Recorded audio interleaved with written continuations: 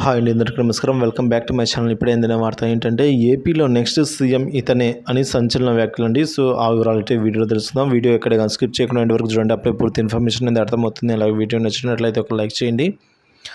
ఇంకా సబ్స్క్రైబ్ చేసుకున్నట్లయితే మన ఛానల్ని సబ్స్క్రైబ్ చేసుకున్న ద్వారా నేను చేసే ప్రతి ఒక్క వీడియో మీ వరకు రీచ్ అవుతుంది. ఇంకా విషయానికి వచ్చినట్లయితే ఆంధ్రప్రదేశ్లో 175 అసెంబ్లీ, 25 పార్లమెంట్ స్థానాలకు ఇటీవల ఎన్నికలు ముగిశాయండి.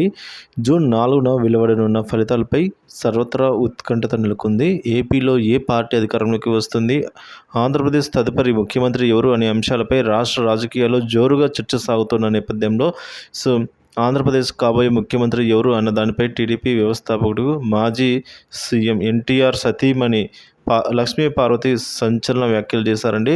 ఎన్టీఆర్ 101వ జయంతి సందర్భంగా హైదరాబాద్లో ఎన్టీఆర్ ఘాట్ వద్ద నివాళులర్పించారు. అనంతరం మీడియాతో మాట్లాడుతూ ఎన్టీఆర్ ఆశీస్సులతో జూన్ 9న ఆంధ్రప్రదేశ్ ముఖ్యమంత్రిగా జగన్ రెండోసారి ప్రమాణ స్వీకారం చేస్తారని కీలక వ్యాఖ్యలు చేశారండి ఆవిడ.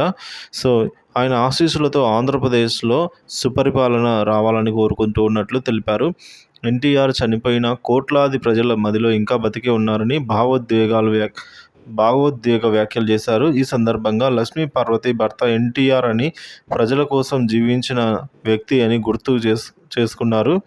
ప్రాంతీయ పార్టీని ఏర్పాటు చేయకముందే దేశంలో నేషనల్ ఫ్రంట్ ఏర్పాటు చేసినట్లు ఘనత ఎన్టీఆర్కే దక్కుతుందని అయితే వ్యాఖ్యానించారు. అలాంటి గొప్ప వ్యక్తికి భార్య కావడం తన అదృష్టమని భావిస్తున్నానని అయితే తెలిపారు.